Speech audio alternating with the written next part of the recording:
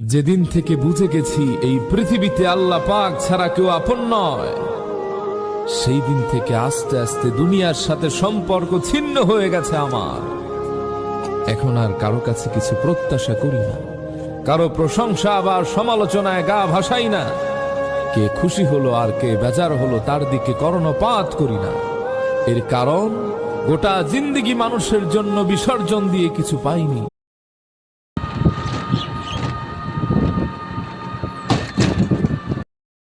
আল্লাহ তাআলা যদি আপনার থেকে কিছু কেড়ে নেয়, বুঝে নেবেন সেটা আপনার জন্য ভালোর চাইতে ক্ষতির সম্ভাবনা বেশি বলে রব সেটা কেড়ে নিয়েছেন।